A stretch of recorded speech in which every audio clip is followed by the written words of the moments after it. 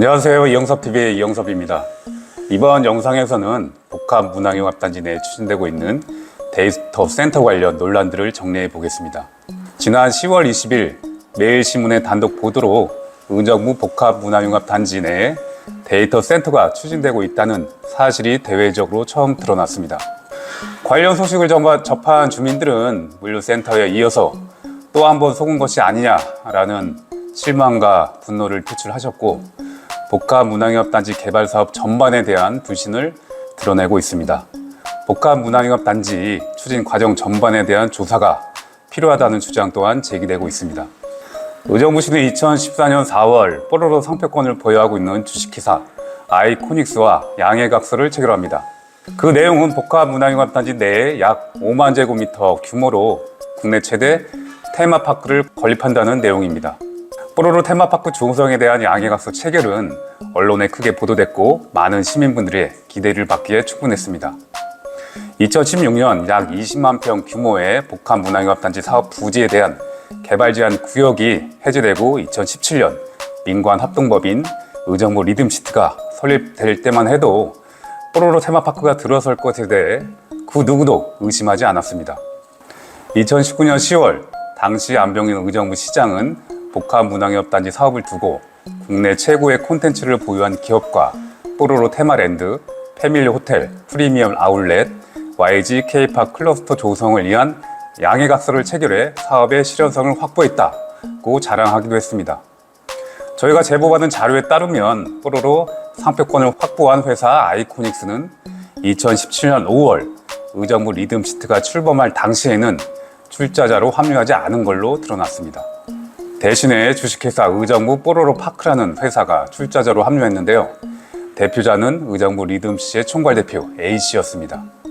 개인 회사가 뽀로로 이름을 앞세운 회사로 출자자로 합류한 것입니다. 이상한 점은 A씨가 대표로 있는 주식회사 의정부 뽀로로 파크는 의정부 리듬시티가 출범하기 불과 1년 전에 설립한 신생회사라는 점입니다.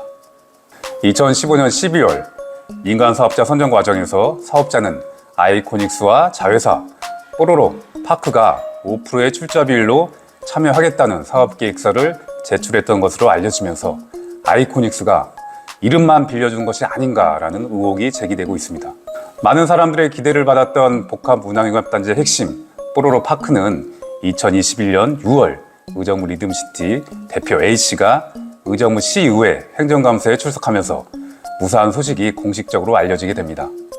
당시 A 대표는 뽀로로 테마파크는 당초에 큰 면적의 오프라인 테마파크를 지향했다. 테마파크의 경험을 온라인이나 모바일로 제공할 수 있도록 플랫폼으로 전환하고 있다고 말하기도 했습니다. 복합문화융합단지는 의정부의 부족한 문화, 관광, 여가 기능을 보완하기 위해 개발 제한 구역을 풀어서까지 추진한 개발 사업입니다. 그리고 뽀로로 테마파크는 복합문화융합단지의 핵심 대표 사업이었습니다. 그렇다면 뽀로로 테마파크가 무산된 부지에 사업자들은 무엇을 추진했을까요? 바로 문화, 관광, 여가와 관계성이 매우 적은 데이터 센터입니다. 의정부 리듬시티 총괄대표 A씨가 대표로 있는 의정부 뽀로로 파크 법인은 2021년 12월 주식회사 메타 콤플렉스라는 법인으로 조용히 이름을 바꾸게 됩니다. 또한 사업 업종에는 데이터 센터 사업 관련 자문 및 구축 사업, 또 데이터 센터 시설 관리, 서비스업을 추가했습니다. 그리고 2023년 3월에는 약 1만 2천 평 규모의 관광시설 4부지를 1,000억 원에 매입했습니다. 의정부 리듬시티의 출자자라는 이름으로 수의계약 형태로 단독 매입한 것입니다.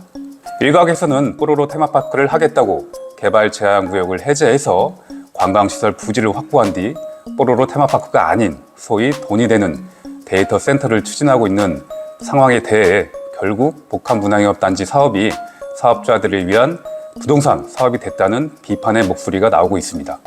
여기서 주목해야 할 점이 또 하나 있습니다.